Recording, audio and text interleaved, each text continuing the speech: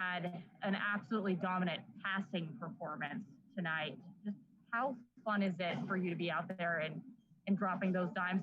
And is it sometimes more satisfying than scoring the bucket? Yeah, I think that's been our identity all season. I think we play best when we're just moving the ball because we have so many pieces and so much versatility. It's just like playing in the park with a bunch of guys that click so well. So it's been really fun. Okay, our next question will come from Jim Meehan with the Spokesman Review. Go ahead. Hey, Andrew. Jim Meehan, Spokesman Review. You look like your mindset was pretty clear, attack mode early on. Was that the case? And it looked like also they maybe were letting certain guys shoot the three ball, or at least daring you to shoot them. Yeah. I think coaches told me to be start the game off aggressive, and I think I was one of those guys, and a few other guys were kind of getting dared to shoot, and I think we came out and if we shot aggressive and shot confidently, and they went down early for us. So it was good. Okay, our next question is going to come from Aaron Beard with the AP. Hey, Andrew, I wanted to ask you about defense. You guys ran them off the three-point line, gave up only 5, held them below their scoring average. For all the credit you guys get for offense, does your defense get overlooked? I mean, do you think you're a better defensive team than people give you credit for? Most definitely. I think we're very overlooked defensively. I think when we have that side of the ball clicking is when we're really at our best. And I think today we locked into the scout and we changed up coverages, and they had some great offense, and they were sticking with us at first. But we got a few kills, and that led to kind of our run, our lead. So definitely. Our next question will come from Karthik with KREM. Go ahead. Hey, Andrew. Karthik from Crim 2 over in Spokane. Your brother committed to Creighton. You play for Gonzaga. What have the conversations been like leading up to this game? Any rivalry? Was he pulling for you? What was the deal there? Yeah, I mean, he's obviously always going to want to see me do well, and he's not there yet. So he's definitely rooting for me, but excited to see me play against his team. And I think he's in great hands with those guys over there because they do a great job, for sure. Our next question will come from Dana O'Neill with The Athletic. Hey, Andrew, it's Dana O'Neill with The Athletic. When you first got to Gonzaga, you weren't even sure if you were going to be eligible to play. How easy was it to kind of assimilate into this team and into this offense? I think it was really easy, honestly, just because of how the team plays and how I play. I think I can bring versatility. I can pass. I can score. So they can put me in different roles every game, and I can plug into different spots easily. And the way we run and move the ball so much, it's easy. It's really easy to fit in. Next question will come from Pat Forty with Sports Illustrated.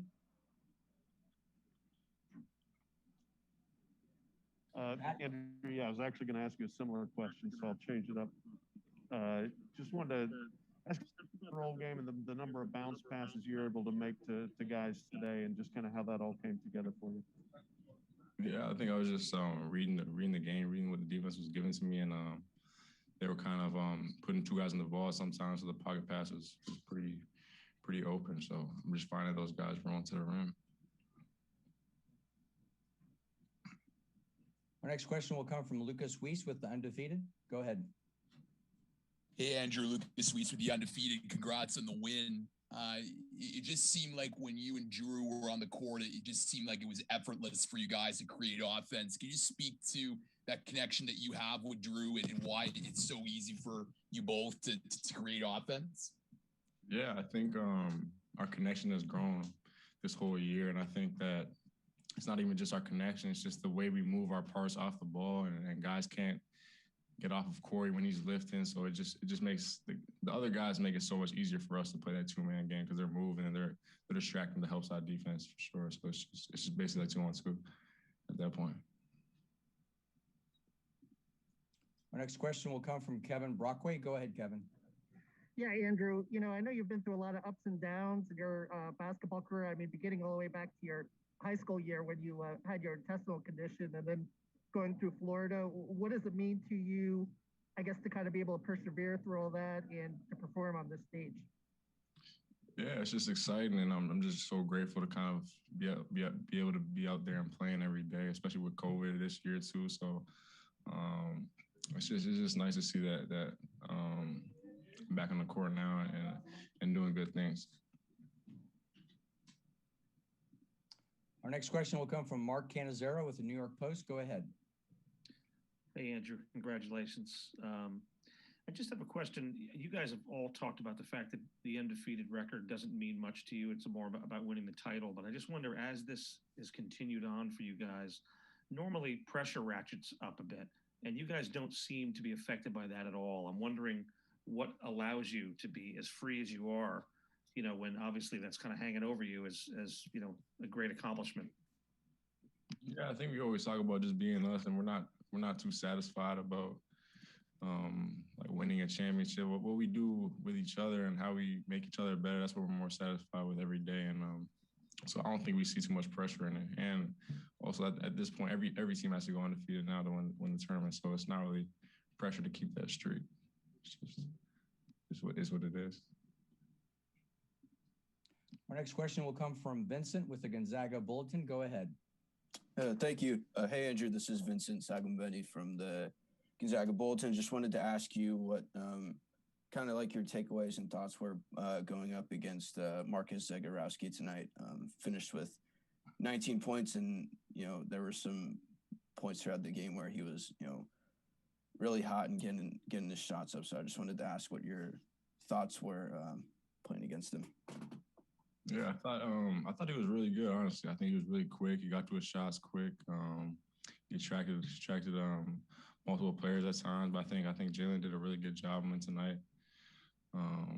But no, he was a tough guard. I think he's done really good for them. Our next question will come from Gary Horcher with Cairo. Go ahead. Thanks, Andrew. Gary Horcher, Cairo 7 TV, Seattle, CBS.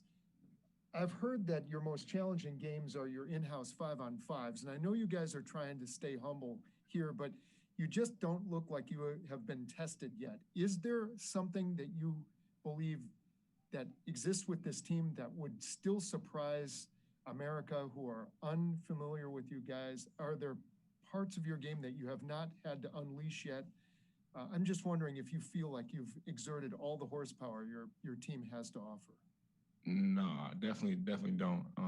I think we always talk about just squeezing out that last 5%, and especially at this point in the season, we could always get better. We can always work on things. We can always make adjustments, and we always talk about expanding our package. So I definitely think we're still improving, and there's still work we can do. Our next question will come from Isabel Gonzalez. Go ahead. Hey, Andrew. Isabel Gonzalez, Mid-Major Madness.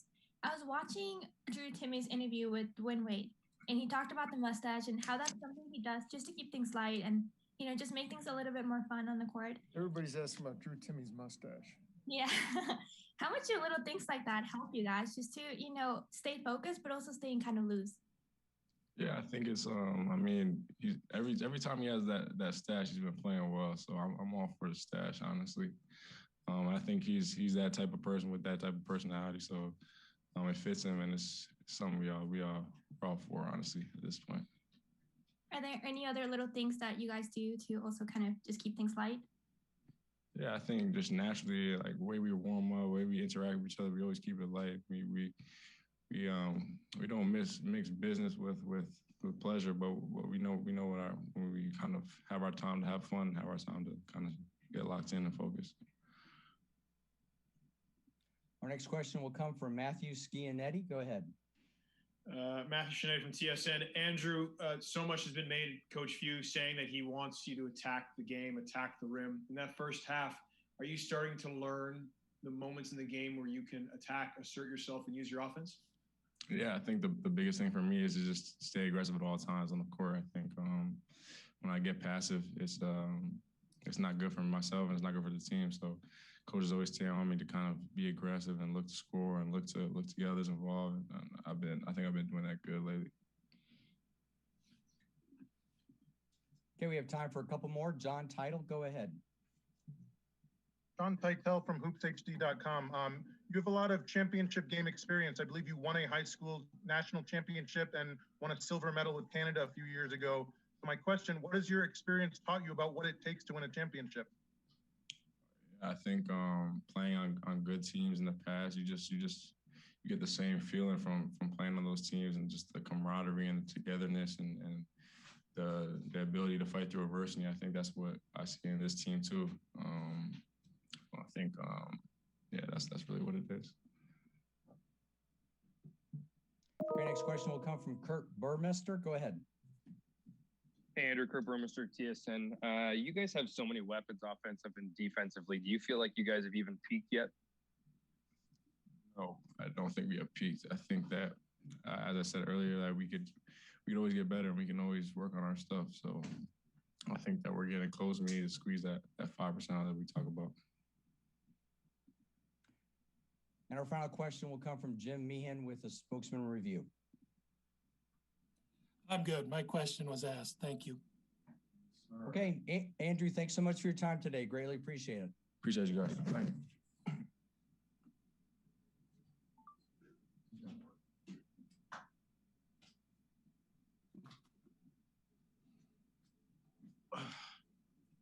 Okay, we're joined by head coach Mark Few. We'll begin with an opening statement from Coach Few and then go to questions. Again, for the media, please use the raise hand function to indicate that you would like to ask a question. And when you're called on for your question, please state your name and affiliation first. So Coach, please go ahead and give us an opening statement, and then we'll go to questions. Hey, it's a great win for us. Once again, I really thought it was our defense that made the difference tonight. They're a scary offensive unit, especially when you're preparing for them. And I thought we did a really, really nice job, especially on the 3 line. You know, we knew they wanted to, or probably needed to make 10 threes. And I thought we really, you know, chased Blaylock all around the floor and gave up a couple early to Zagorowski, who's really, really, really good. But by and large, guarded that line really, really good. And then I shored up the glass much better in the second half, which got us out running. And that's, you know, when we're at our best. Okay, thank you, Coach. We'll start our questions with Brenna from KREM. Go ahead, Brenna. Hi, Coach Few, Brenna Green from 2. You know, tonight you guys had a phenomenal percentage in the paint, and one of the huge reasons why was due to your guys' passing. Just what did you think of your team's passing performance tonight out there? Because there were some real beauties. Well, it's been great all year. I mean, you know that. You've watched us, and you know, it's probably our best attribute. You know, it's the reason why we have such good balance, and it's the reason why you know, we scored so well in the paint, even though we really only have one true kind of. Drew's not a traditional back to the basket guy, but you know, we picked on her, or I saw early that Andrew was just making some really, really solid decisions in the ball screens and making his reads good and really delivering the ball. And you know, when he's in that zone, he's the best I've ever coached as far as, you know, making decisions in ball screens. So we wanted to put him in as many as we could, and he did a great job executing them, and the guys did a great job catching and finishing. We had some good cuts going, and you know, I thought shared it fairly well. We're just a little bit loose with it there for a while. Our next question will come from Jim Meehan with the Spokesman Review. Go ahead. Hey, Mark, Jim Meehan, Spokesman Review.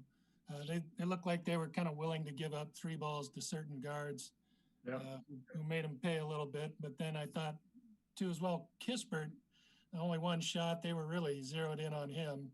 How did the guys handle that? How they defended you and get to where you needed to get to?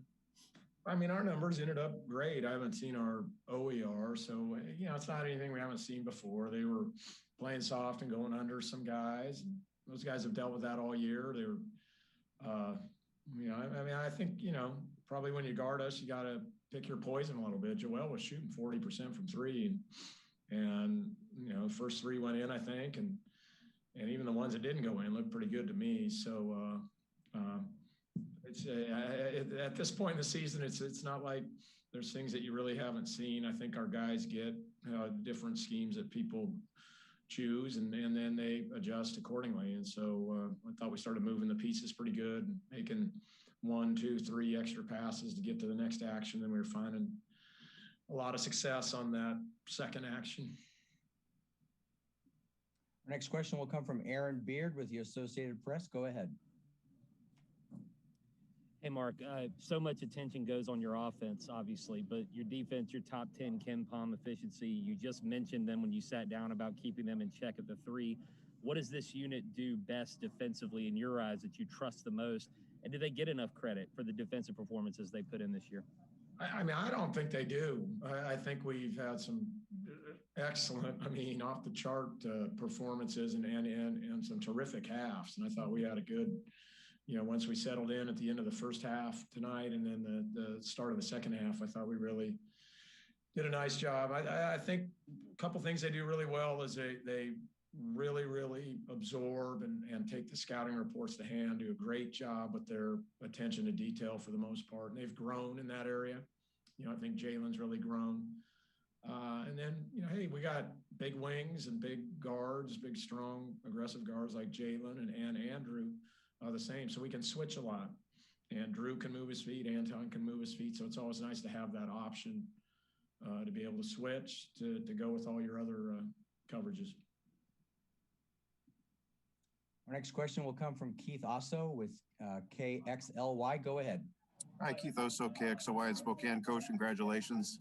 We've marveled at your team's consistency this year. And you mentioned earlier this year when the team on the other side is dangerous, your team senses it and they step up. Is it nice and does it help you sleep at all better knowing your team will show up when the other team's ready to give it to you? It's nice, but it does not help me sleep any better. No, it was a restless night of sleep, thinking about all the ways that Coach McDermott devises these guys and schemes and what they're capable of doing. Like I said, we knew Zagorowski was good, but he's one of those players when you see him live, you're like, whoa, okay. But so, yeah, hey, look, they're at this point, guys, they've shown their competitive spirit. Literally everybody's been after us since July 1, right? And getting everybody's best shot. And so they're used to that. And, they always show and they're always going to give great effort and they're always going to, figure out eventually find, what's the best way for us to attack on offense? What's the best way for us to get it done on defense? So it's been an absolute joy to coach but yeah, I still, there'll be no more good nights of sleep here in the bubble. From here on out, it's going to be, these are all going to be really, really hard games. Our next question will come from Mike DeCourcy with Sporting News. Hey, Mark. See or hear from you. Yeah, it's been a while. Congratulations. I wanted to ask you, sort of following up on what you're saying, you've been to this point in the tournament before. Is there anything different about the Elite Eight game because the next step is the one that everybody dreams about? No, I would just say, Mike, it just comes so quickly. We had an enormous amount of time off between this game, especially when you're not traveling. Usually you travel back, hang out for a couple of days at home, and then travel back out here, and there's all the adjustment to that. But you're just sitting here, so we had tons of time off. It's basically going to come down. We won't know who we play till after midnight tonight, and then lots of film and lots of prep work by the staff. And this is where having a great staff like the staff I have, I just think it's the best in the country, and they've been with me so long, and they're just so good, and all the staffs here, just work their tail off, and that's why they become so valuable. Trying to, figure out, because it's literally a really, really quick turnaround. We probably won't do more than anything but a walk through tomorrow just to kind of rest our guys, and then you get up and the next day is game day. So I think that's the biggest thing I've found over the years in these Elite Eights, it's how quickly they come. So we need to be rested and ready to roll. Our next question will come from Dana O'Neill with The Athletic. Mark, when you found out that, Andrew was going to be able to play for you this year, how much better did you think this team could get? I mean, obviously you knew you're going to be very good, but how much better did he make you just with that simple decision? Hey, I mean, I told the staff, I said, look, listen, if, I think we need to try to see if we can get a waiver.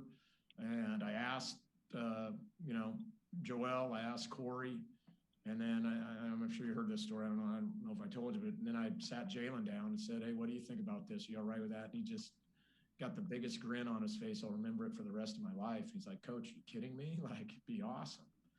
And I mean, I've found over the years, the real players, they don't fear anybody, and they welcome all great players around them. And I told the staff after I met with Jalen, I'm like, this takes us from top 15, top 20 to top 5 and national championship contender. And it really has. He's a terrific ball screen player, but I'm telling you, he's really, really done a fantastic job for us defensively. And I think that's a little bit gone unnoticed maybe. And just the savvy that he plays with, the pace he plays at our pace and enjoys playing at that pace. He's just a big time passer and he's became a really good shooter for us also. Our next question will come from Pat Forty with Sports Illustrated. Hey, Mark, just wanted to ask you about watching your team kind of evolve in terms of a chemistry and passing standpoint. You guys always pass it and share the ball well, but what with this particular team, as you're watching preseason, everything, how did you see it come together? Pat, we started watching how they were just naturally moving it. And so then I started just kind of devising little, warm up and drills where we were really, moving it and cutting and getting next actions and all that. And they really, really bought into that.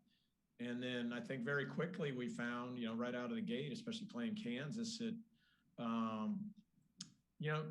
that, they not only like to pass, all of them, including Drew, but they're really, really good at it. And I mean, that sounds simple and corny or whatever, but it's not just delivering the ball, but the context with they're making the decision with. They all have really good feel for the game. Some of them came with that.